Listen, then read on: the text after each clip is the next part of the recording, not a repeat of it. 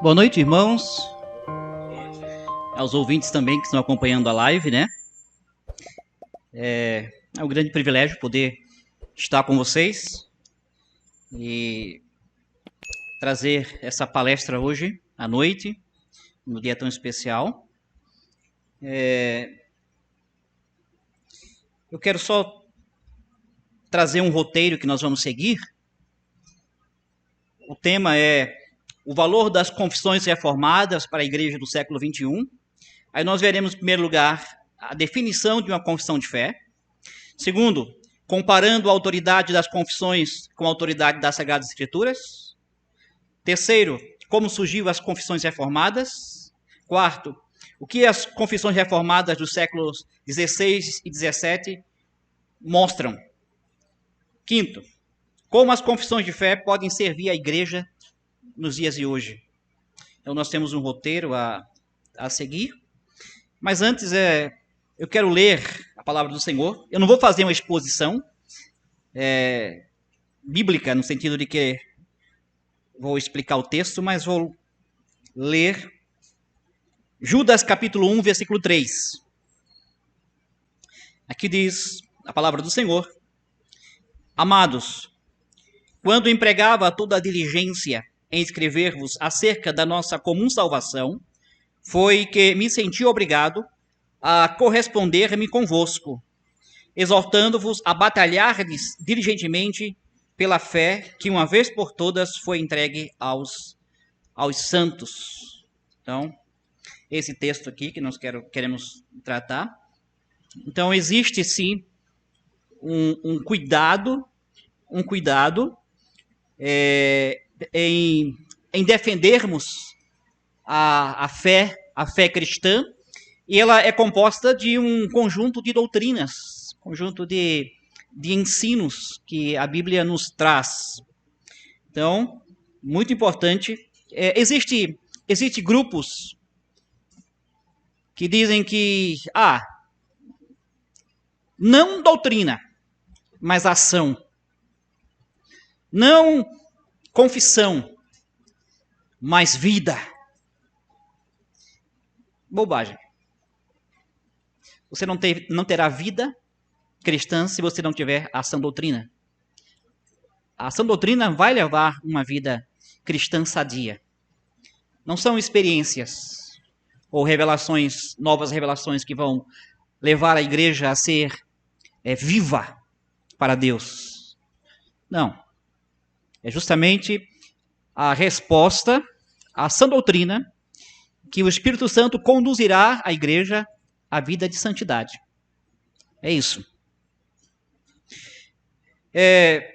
Eu quero começar falando um pouco sobre a definição de credo, confissão de fé e catecismo. Interessante que parece ser três coisas diferentes. Eu digo, e são, mas não são. Como assim? São e não são. Porque, na verdade, uma confissão de fé, ela nada mais é do que um credo. Exatamente, um credo. A principal diferença entre a confissão de fé e o catecismo, eu quero dizer, usando algumas palavras, eu não vou falar a palavra grega em si, mas eu quero falar um pouco sobre ela. O catecismo deriva-se da palavra ensinar com a boca. Se você observar que o catecismo, ele é constituído de perguntas e respostas. Por quê? Porque ele deve estar aqui em nossa mente. O pastor falou sobre os estudos do catecismo de Heidelberg, aí está na Confissão Belga agora. Ao prepararmos nossos candidatos à profissão de fé, nós usamos o nosso catecismo de Heidelberg. Por quê? Ele é simples, embora que com um conteúdo muito importante, rico, mas é simples porque eles foram constituídos, preparados, para que os alunos estivessem estudando com perguntas e respostas para ajudar a fixar. Por isso que eu digo que, no mínimo, você deve ter o conhecimento do catecismo. A confissão de fé ela é mais exaustiva, no sentido de que ela traz a doutrina sendo destrinchada, mais exposta, desenvolvida em si. Não estou dizendo que você não encontra isso também no próprio catecismo, porque o catecismo em si também é rico em ensinamento, não é? Mas a forma que ele foi elaborado foi para ensinar a jovens, a novos cristãos, novos crentes, ajudar pastores nas pregações também, em tudo em si. Mas lembrando que, na verdade, todos eles são credo. O termo credo vem da palavra latina, que significa eu creio. É por isso que a gente, quando está confessando a nossa fé, usando o credo apostólico, nós começamos, creio em Deus Pai Todo-Poderoso, aí depois vai na segunda pessoa da Trindade, e depois na terceira pessoa da Trindade. Creio em Jesus Cristo, depois creio no Espírito Santo. É interessante que, mostrando mais uma vez que a confissão de fé também é um credo, a nossa confissão de fé, uma das confissões que a Igreja Reformada adotou, é a confissão belga. A confissão belga começa, eu creio. É um credo. É um credo. Também é um credo. Só que o credo que nós usamos, os credos ecumênicos, ele é para uso público. Em que sentido? Ele usa palavras onde demonstram a nossa crença de forma mais resumida, não tão destrinchada assim, não é? E faz com que o cristão possa entender o básico acerca dos artigos que diz respeito à fé verdadeira, ou à fé salvadora, como alguns chamam, né? A verdadeira fé, ou fé salvadora.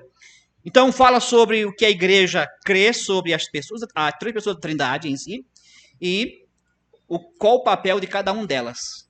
Existe também os credos, o credo niceno e o credo atanasiano, tem sua história também em si. Mas aí podemos entender um pouco acerca da diferença e o que essas confissões elas têm em comum e qual o propósito dela, que é justamente expressar a fé da igreja, a nossa fé pessoal, mas como igreja também. E nós temos um documento que foi adotado pela igreja, confeccionado por meio dos concílios, homens escolhidos por Deus, representando as igrejas do Senhor Jesus Cristo, e por meio dos concílios. Chegaram ou a confecção, e algumas vezes não muitas pessoas, por exemplo, o credo, a Confissão Belga, a Confissão Belga, ela não foi escrita por várias pessoas, Guy de Brès, muito conhecido em si, mas foram adotados esses documentos como documentos confessionais da igreja por meio dos concílios das igrejas. Então isso foi com muita oração, muita dedicação, exposição, estudo acerca destes resumos da fé cristã, né? Agora, eu quero fazer uma comparação entre a autoridade das confissões e a autoridade das Sagradas Escrituras. A Bíblia é a regra de fé. Regula fide, usando a palavra latina, né? A confissão é a regra da doutrina. Então, a autoridade que nós usamos nas nossas confissões, ela é uma autoridade que é derivada das Sagradas Escrituras. A Bíblia é a regra de fé e de prática.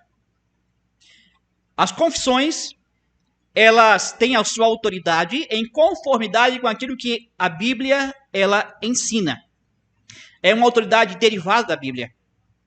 Naquilo que ela não concordar com a Bíblia, é claro que ela não pode ser adotado este princípio, este artigo, ou que seja em si.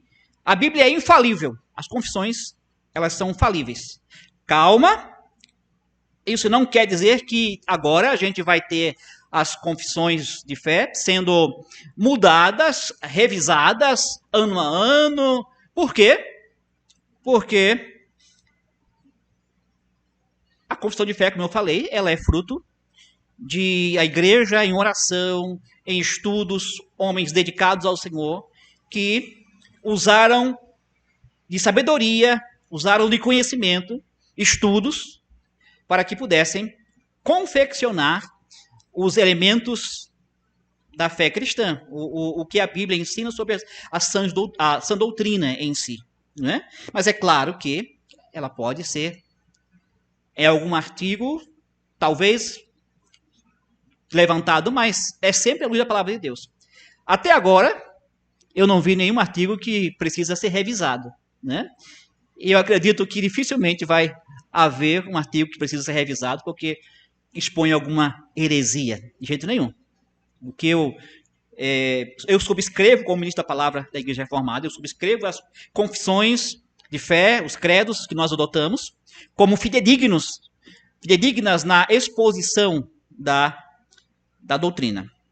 Então, falando mais detalhado sobre isso, a autoridade da confissão é sempre subordinada à autoridade das Sagradas Escrituras. A Bíblia é a autoridade suprema em matéria de fé, porque ela foi inspirada por Deus. Ela é suprema em assuntos, elementos da prática, da vida, porque ela expressa a vontade de Deus para a vida do homem. Um credo, uma confissão, ela é um documento oficial produzido pela igreja em si, não é? Baseado naquilo que a Bíblia nos traz como as sãs doutrinas. Não é? Então, um credo ou confissão é uma norma normata, quer dizer, uma regra que é governada. A Bíblia é uma norma normans. É o quê? A regra que governa. A Bíblia governa. As confissões, ela é conduzida pelo ensino da Bíblia. Então, é bom deixar isso claro. Né? O fato de sermos confessionais não quer dizer que nós deixamos de lado a Bíblia e adotamos as confissões como a nossa maneira de viver. Ela, sim, ela é a exposição, o conjunto de doutrinas que nos ensina o que nós devemos crer, nos conduz a como nós devemos viver, como devemos adorar a Deus, mas derivada da autoridade da palavra de Deus. Ok? Um credo ou uma confissão de fé é um padrão doutrinário da igreja em forma escrita. Eu quero fazer a diferença. Aqueles que dizem não doutrina, não confissões, não doutrina, né? Não credo, mas vida. Vocês sabiam que isso já é um credo? O fato de você rejeitar as confissões, você está expondo um elemento. Eu creio que as confissões não expressam como nós devemos viver. Prefiro as experiências, prefiro as revelações especiais. Isto é um tipo de credo. Você está dizendo, eu creio nisso. Então, bobagem dizer que não aos credos, não às confissões, os catecismos. A diferença é que você não tem um documento que foi devidamente estudado, devidamente preparado, examinado por homens de Deus em um concílio, e depois a gente vai ver o perigo que isso tem de você não ter uma fé histórica documentada. Né? Mas isso vai ficar para depois. Então, agora como surgiu as confissões reformadas? Irmãos, até hoje, as igrejas cristãs, em especial as igrejas reformadas, elas usam os seus documentos confessionais como ferramentas para manter a sã doutrina. Como muletas para manter a sã doutrina. Especialmente espalhando o evangelho no mundo, as confissões têm sido um instrumento muito importante, tanto para a vida da igreja, mas também para que o evangelho seja anunciado. Há exemplos de pessoas, e até pastores, por exemplo, existe um pastor Elton, que é policial, né? Ele, nos plantões dele, ele colocava os presos para estudar o catecismo de Heidelberg. Então eles tinham que estudar, tempo eles tinham, né? Tempo eles tinham. Então, eles iam estudar o catecismo e ele tinha que dar esse catecismo para ele, né? Livre de espontânea pressão, mas, de qualquer forma, foi coisa boa que eles estavam recebendo lá, né? Então, eu não sei se ele tem algum resultado de alguém que foi ganho para Cristo pela sã doutrina exposta no catecismo de Heidelberg, né? Mas existem muitos outros, inclusive ele, o pastor Elton, ele conheceu a fé reformada por meio do catecismo de Heidelberg. Então, é um instrumento, as confissões, os catecismos, os credos, os documentos confessionais da igreja, é importante também para a evangelização, para a proclamação do evangelho, né? Então, a reforma protestante do século XVI representou uma grande ruptura com a igreja medieval. A igreja medieval estava distante daquilo que era o ensino bíblico. A igreja tinha se afastado dos princípios da palavra de Deus e tinha se afundado em heresias. Muitas e muitas heresias. Então, para os irmãos terem uma ideia, um terço da Europa voltou-se para o manual, a Bíblia, para estudar, para saber aquilo que Deus realmente falava como uma expressão do seu desejo, do seu querer para o povo.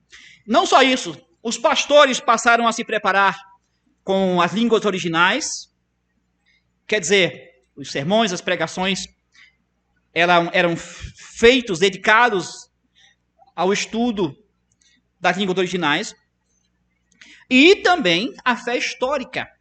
E isso, as confissões vão ter um papel muito importante, porque elas chamam a atenção às antigas doutrinas, que foi desde o início da igreja, seja cristã, e princípios também, claro, que eram sombras para Cristo e que mostraram a Cristo, mostrando ele ser a promessa, e a fé histórica foi muito importante para o trabalho pastoral, o trabalho de pregação dos pastores nesta instrução de um terço da Europa. Imagine como o Senhor fez uma obra maravilhosa, um terço da Europa chamado a atenção aos princípios da palavra de Deus.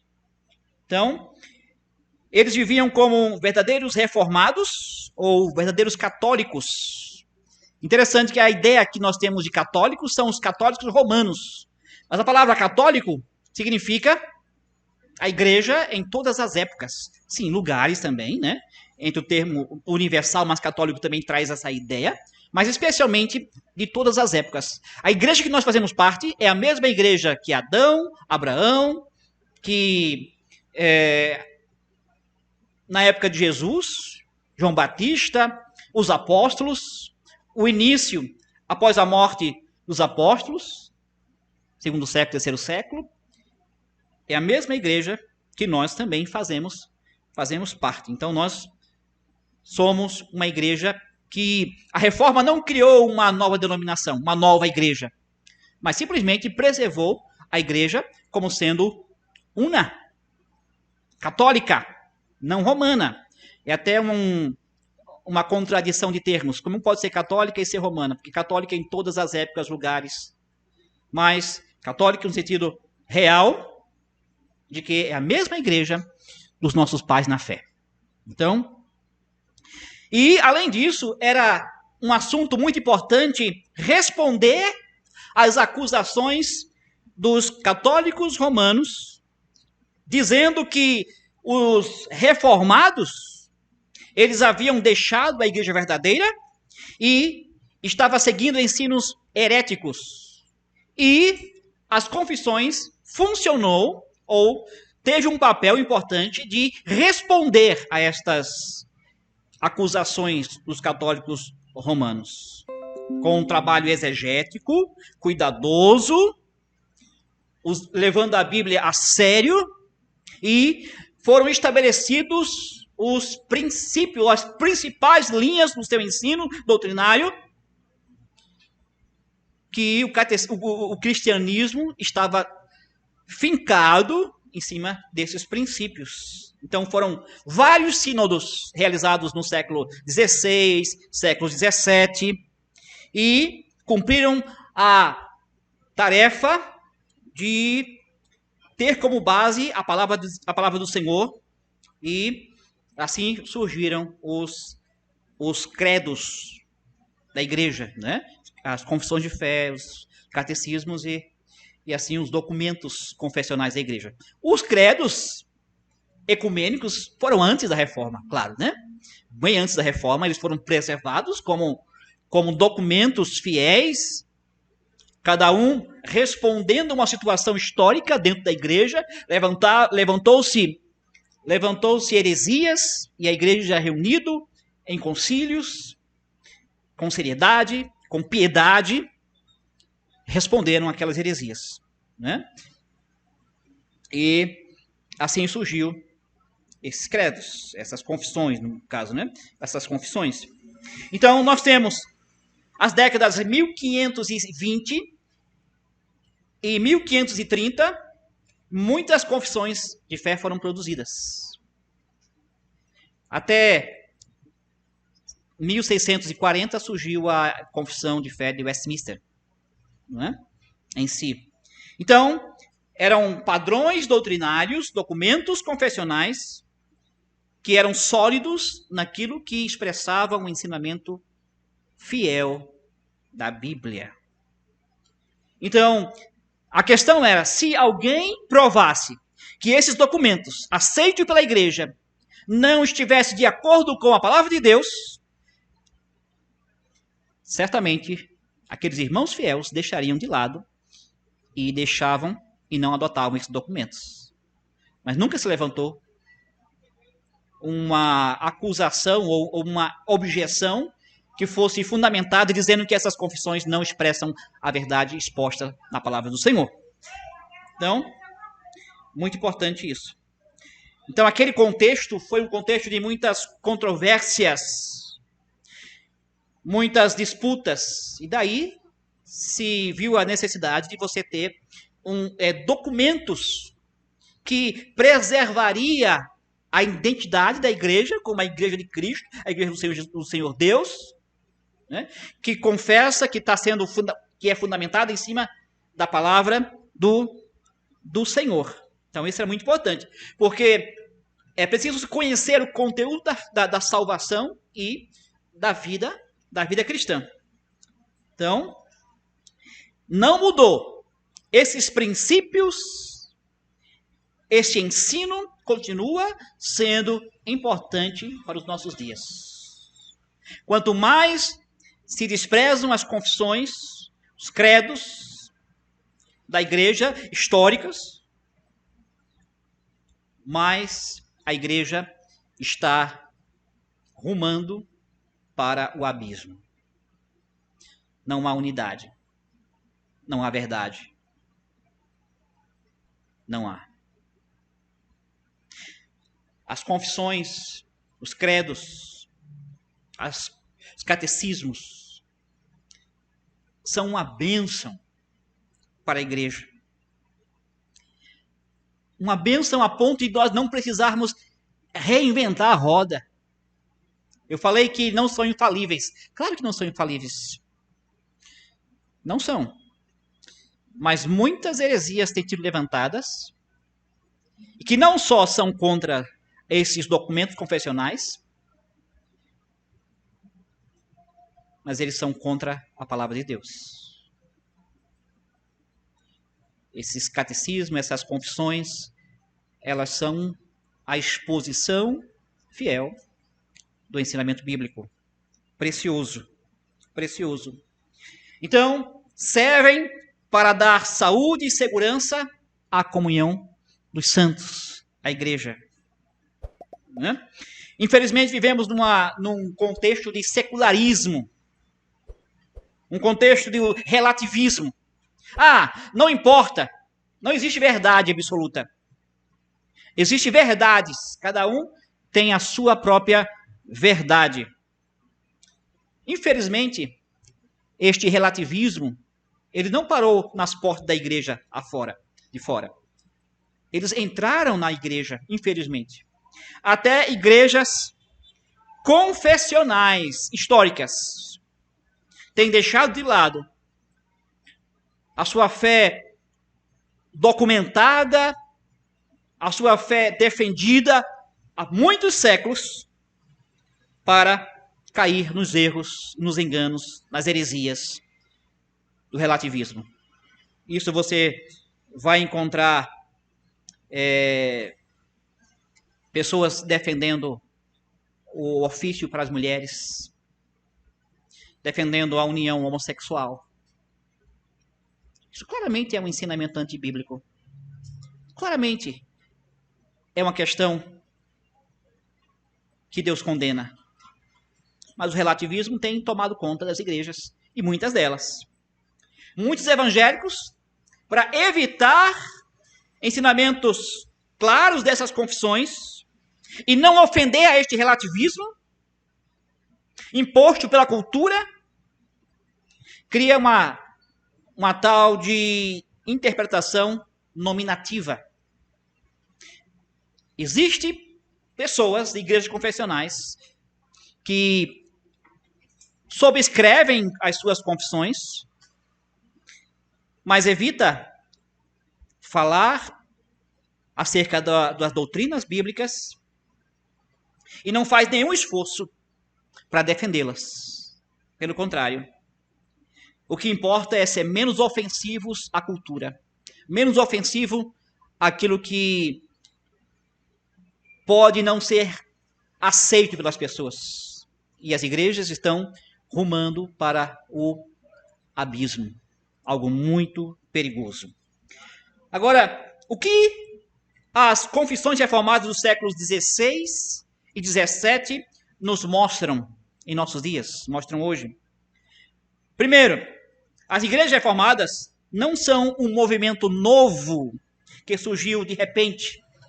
Infelizmente, existe a ideia de muitos, quando você fala sobre igreja reformada, agora mudou um pouco pelo boom, né, de ser reformado. Hoje, até muito sem entender o que seja reformado mesmo, só mais pela doutrina, as doutrinas da salvação, né, soteriologia, acham que são reformados.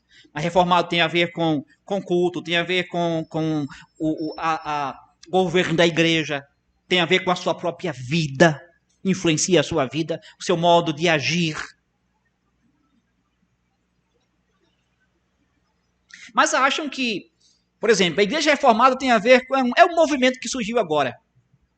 Surgiu de repente, nesse século. Aí quando você começa a reviver a história, falando a história, expondo a história, que eles começam a compreender que não é um movimento novo, mas um movimento enraizado numa fé histórica, numa adoração e vida que é extraída da palavra de Deus. Segunda coisa, a fé reformada e as igrejas reformadas não são igrejinhas isoladas. Claro, o nosso sistema de governo é de igrejas locais, que se unem em confederações. Nós não temos uma denominação, nós não temos uma hierarquia. Respeitamos a autoridade das igrejas locais.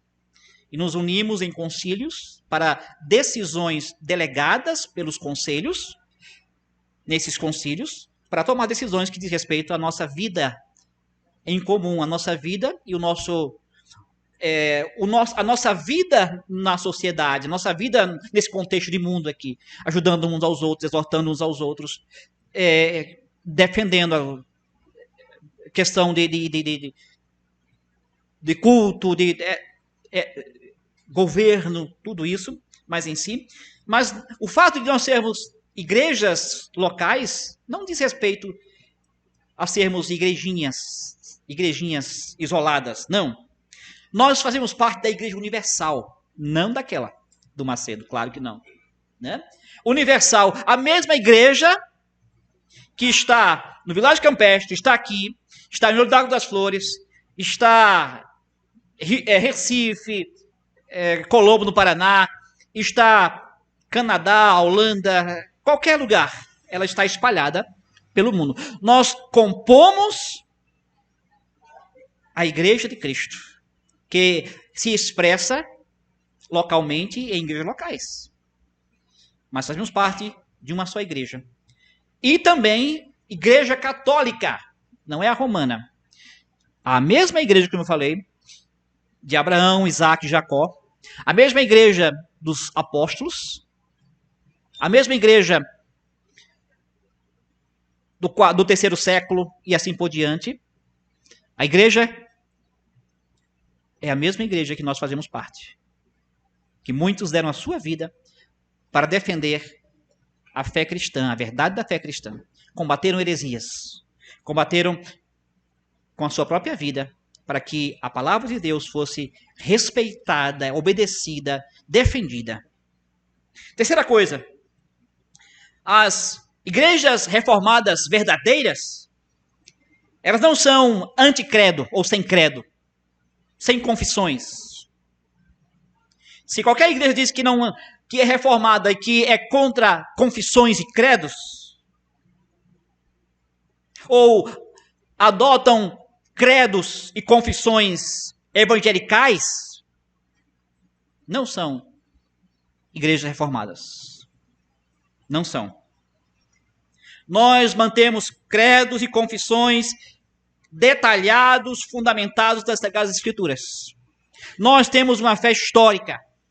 Nós temos uma fé onde o próprio Deus nos deu, por meio dos nossos pais na fé, os patriarcas, prefigurou por meio de sacrifícios, anunciou pelos profetas, e a sua expressão máxima se deu em Cristo Jesus. Os apóstolos lançaram os fundamentos da igreja cristã após a ascensão de Cristo. Romperam as barreiras que haviam entre o mundo gentio, podemos dizer assim, né? Até que chegou até nós. Mas nós temos uma fé histórica, confessional. E, em quarto lugar, as igrejas reformadas de credos fiéis não são secas, não são debotadas, não são mortas. Mentira quem defende que igrejas reformadas são igrejas mortas. Não. São igrejas que conhecem a Deus,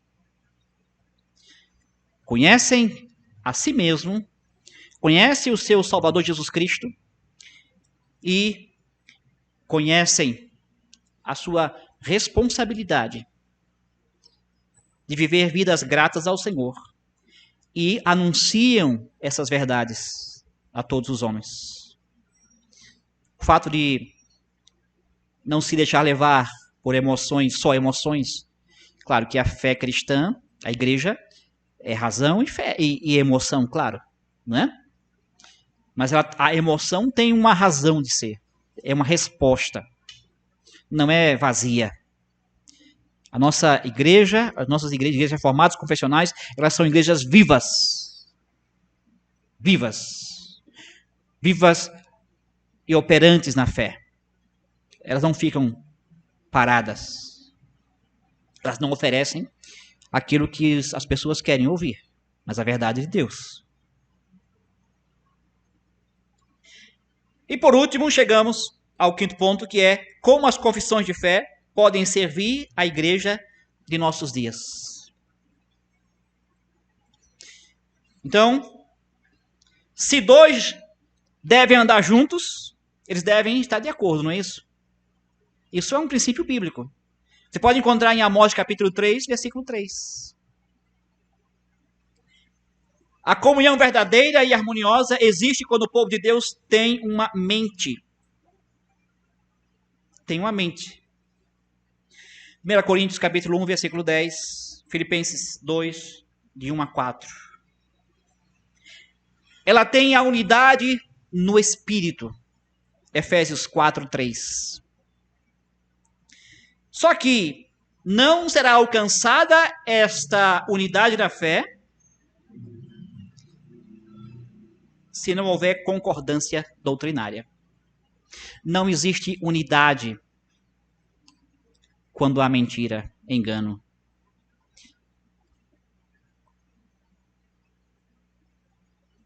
Unidade é composta naquilo que nós conhecemos, cremos e confessamos.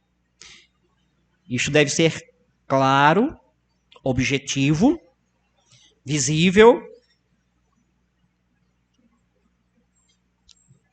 Não é uma coisa oculta.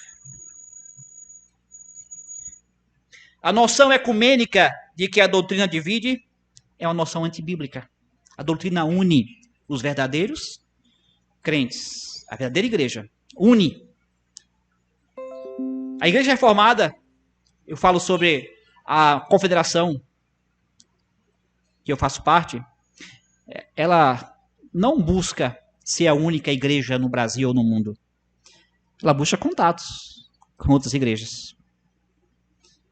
Contato com a igreja Jacintinho, contato com a igreja Olho das Flores, contato com outras e outras igrejas. Porque é nossa responsabilidade e dever estar buscando esta unidade, essa conformidade na fé.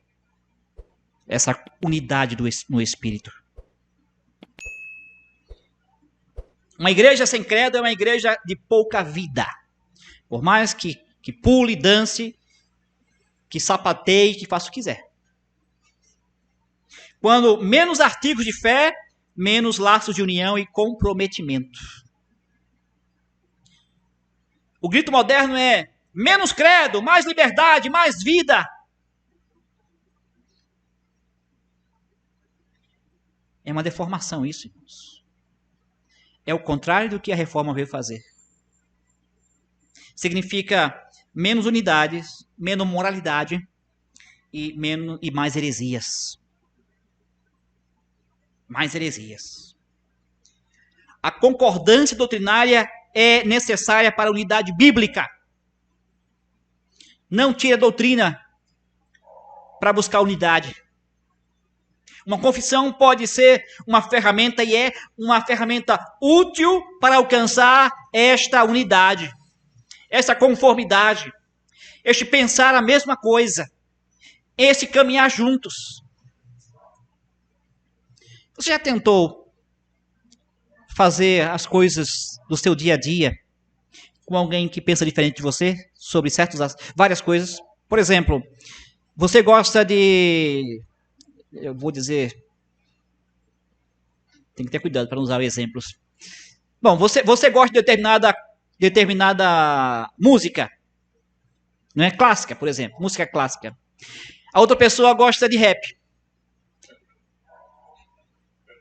Eu sei que o pastor gosta das duas, né? Mas tem pessoas que gostam só de uma. Né? Dificilmente, quando um gosta de uma coisa e não gosta do outro, vai continuar esse convívio, essa comunhão, essa conversa, esse dia a dia. Vão procurar aqueles que comungam das mesmas coisas. A doutrina, as confissões ajudam esta unidade e conformidade. Então, primeira coisa, de que maneira as confissões podem servir à igreja? Primeiro, um padrão para a membresia da igreja. Isso mesmo. As confissões fornecem um padrão doutrinário escrito pela qual os membros podem ser admitidos na igreja.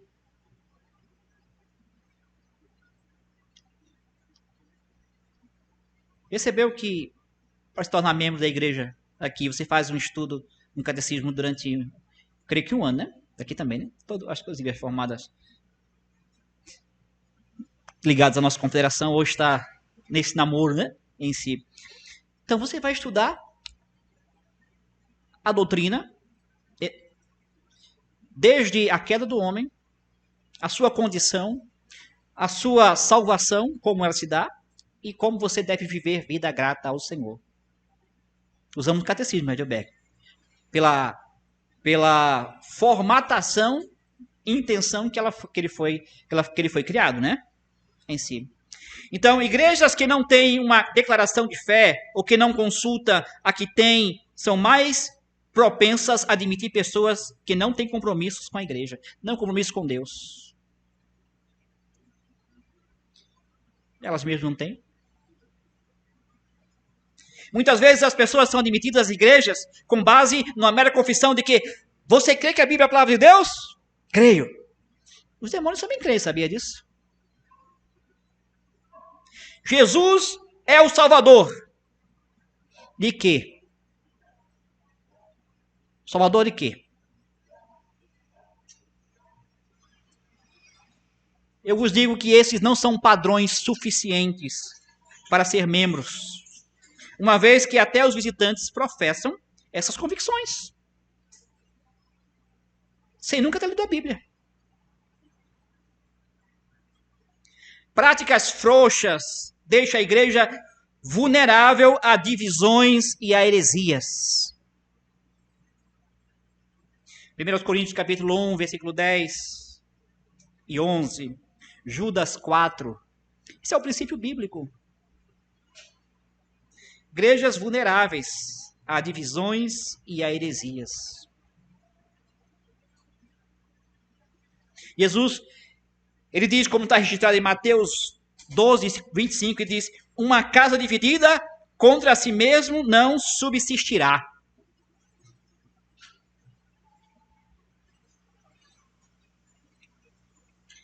Uma confissão de fé, um credo, é um padrão doutrinário para a membresia e pode ajudar a promover o maior grau de unidade dentro da igreja. Efésios capítulo 4, versículos de 11 a 14. No mínimo, aqueles que são admitidos como membros da igreja devem estar de pleno acordo com os fundamentos da fé, expostos nas confissões. Isso vai levar a uma atitude de obediência e submissão a Deus. Pastores, oficiais da igreja, também devem estar de acordo com as confissões. Os oficiais da igreja devem subscrever as confissões. Tem pessoas que dizem: tanto o membro como os pastores devem ter o mesmo compromisso de conhecimento, de defesa que os membros como os pastores, os oficiais da igreja. Eu digo, em certo sentido, sim, que todos devem conhecer. Mas se alguém vai ser um pastor, ele deve conhecer muito bem a sua fé histórica. Conhecer muito bem a Bíblia, a fidelidade da palavra de Deus. Os presbíteros, eles são aqueles que têm a supervisão sobre a pregação da palavra. Nenhum pastor deve pregar o que ele quer. Ele está debaixo da autoridade dos presbíteros, que são os guardiões da pregação. Isso chama os homens em especial a serem mais dedicados a conhecer os documentos confessionais da igreja. Líderes em suas casas e na igreja. As mulheres, claro, as mulheres Devem também, mas muito mais. Os homens devem ser aptos a serem diáconos, a serem presbíteros. E existem alguns que serão pastores das igrejas, não é? É claro que o ofício todos devem desejar, mas Deus vai usar a igreja para dar o ofício, né? Não é só a sua vontade, é a igreja. Deus vai usar a igreja na eleição, na ordenação, para que chegue ao ofício. Mas todos devem estar como homens, aptos para serem pastores nos seus lares, seus filhos, suas esposas, e serem pastores no rebanho de Cristo, oficiais. Segunda coisa, um padrão doutrinário para a comunhão das igrejas. Uma confissão também pode fornecer um padrão doutrinário para a comunhão e cooperação entre as igrejas. Eu sou pastor de uma confederação de igrejas que tem relações de irmandade com outras igrejas, de confissões reconhecidas como reformadas. Cristo nunca aprendeu as igrejas locais, nunca pretendeu que as igrejas locais trabalhassem sozinhas. Uma igreja local não pode realizar a grande missão, a grande comissão sozinha, alcançar as pessoas. Indo pelo mundo, fazendo discípulo. As igrejas devem se unir, com mentalidades semelhantes, trabalharem de forma cooperativa, com evangelização, missões, treinamento ministerial, publicações de livros, material de literatura reformada. Isso é muito importante. As confissões ajudam nisso. Devem orar e exercer amor fraternal a todos os verdadeiros cristãos e verdadeiras igrejas de Cristo. Então, existem essas cooperações. E as confissões são como bússolas. Indicam. Para que serve uma bússola? Para indicar a direção que você deve seguir. São úteis para guiar viajantes na mesma direção e nos mesmos objetivos e propósitos. Terceira coisa, ajuda para o exercício da disciplina na igreja e para a defesa da fé. A igreja não é só chamada para manter a verdade, mas para defendê-la do erro. O texto que eu li, Judas.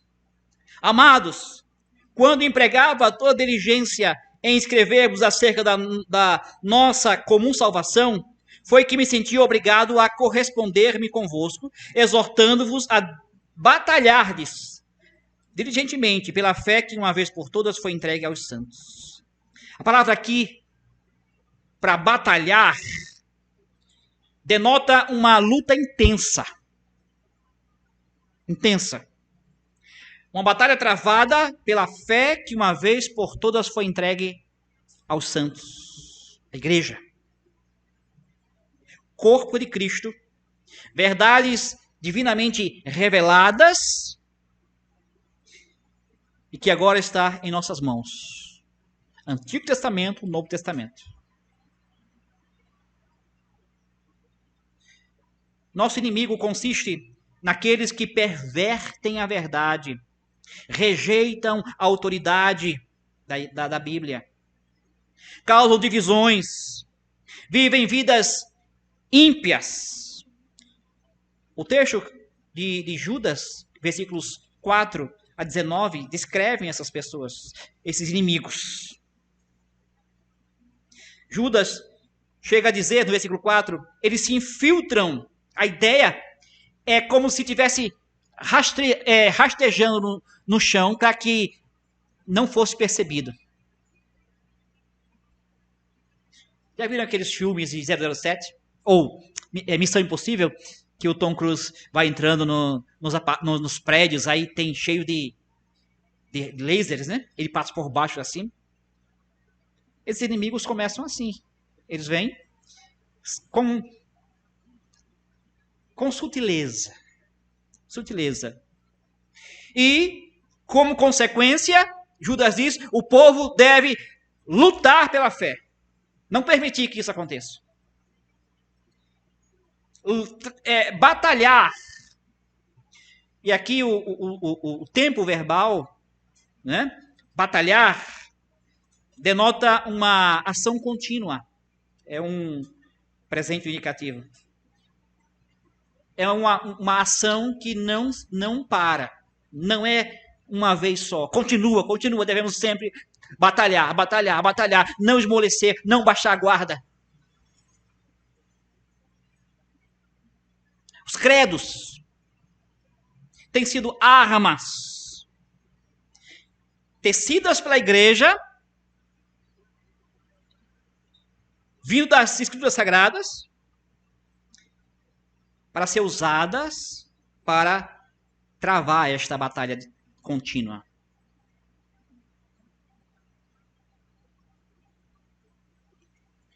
Sempre que a igreja se deparou com heresias, sempre que surgiu polêmicas, novas verdades, isso em nossos dias, e sempre foi assim, sempre foi muito chamativo. Isso, as pessoas gostam de novas verdades, novas descobertas. A igreja respondeu às heresias arianas, apolinarianas, nestorianas, etíocas, fazendo o quê? Credos. Credo niceno, credo calcedônio, credo atanasiano. A igreja sempre usou documentos confessionais, confeccionou e usou para combater essas heresias. Infelizmente, o ecumenismo em nossos dias cegou muitas igrejas. Elas não mais estão atentas ou querem defender a sua fé. Os credos históricos recusam esse erro. Não tem como negociar. Não tem como abrir mão. Os credos históricos apontam para o ensino bíblico. Isto é antibíblico. Isto é contrário à vontade de Deus.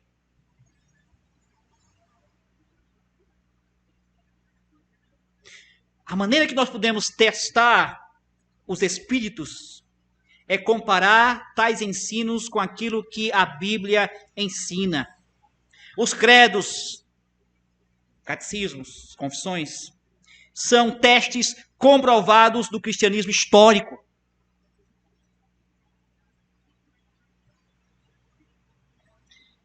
Eu estava, essa semana, olhando as figurinhas, uma reportagem de figurinhas. Eu não comprei, não. Figurinhas da Copa, né? Aí acharam um jeito de encontrar figurinhas que vêm com os extras, né? Aí eles pegam e pesam cada figurinha. Se tiver, me parece que é 3,2 gramas, aí não tem. Se tiver 4,2 gramas, aí tem mais uma figurinha. Aí acharam um jeito para burlar, né? Então o padrão é esse, estabeleceram um padrão. As confissões, os credos, é o padrão à nossa disposição. A nossa disposição para rejeitar as heresias. Um bom credo, uma confissão de fé servirá como um controle para evitar que a igreja adote precipitadamente doutrinas que são novas e que desviam o pensamento do cristão.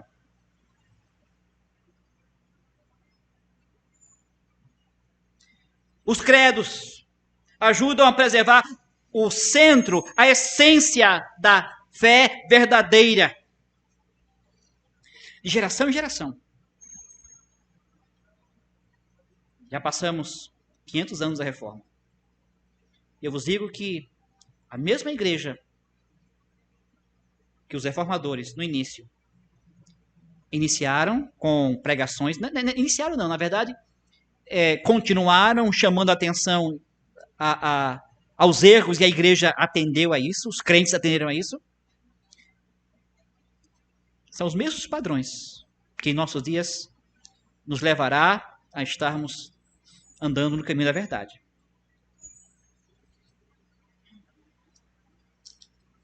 Mas não só isso não, irmãos. Por último, um guia doutrinário para evangelismo, educação, adoração. Quer saber sobre evangelismo? Como evangelizar? O que fazer? Indo fazer discípulos. Interessante que a ideia que muitos têm é que deve ir para fazer discípulo. Não. Você vai, então faça discípulo. Não deixe. Existe em nossos dias a seguinte metodologia, ideia. Existem grupos que fazem evangelismo e dizem assim: agora procure uma igreja mais próxima de você. O que é que você fez, meu amigo? Não foi isso que Cristo mandou.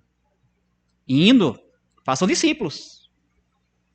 Ensine a verdade, acompanhe na verdade, instrua na verdade.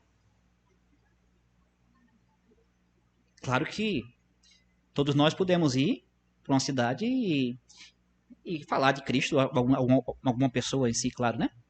Mas a nossa obrigação é dizer: procure uma igreja reformada confessional.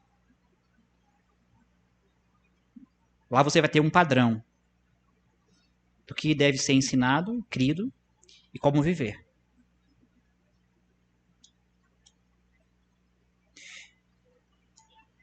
Por último, para concluir, em 1824, um homem chamado Samuel Miller, ele foi professor de história num seminário teológico de Princeton, lá nos Estados Unidos, presbiteriano, né? Ele deu um conselho aos estudantes que preparavam para o seu ministério. As suas palavras pretendia inculcar neles a necessidade de credos e confissões e manter a unidade e a pureza da igreja. Ele disse: nenhuma igreja pode esperar manter um caráter homogêneo, nenhuma igreja pode estar segura da pureza e paz por um único ano, nenhuma igreja pode efetivamente se proteger contra os altos degraus de corrupção e conflito sem algum teste da verdade, que é explicitamente concordado, adotado por ela, por uma competência eclesiástica. Quer dizer, você não vai ter pureza, paz, você não vai ter o cuidado contra a corrupção, os conflitos, se você não tiver documentos confessionais claros, objetivos, a fé histórica, a verdade perceptível, compreensível. As confissões são necessárias e muito para as nossas igrejas hoje. Como foi na Reforma, como foi na antiga igreja, os concílios e os credos, como foi na época dos apóstolos, como foi em Israel, necessárias. Se alguém despreza isso, é ruína.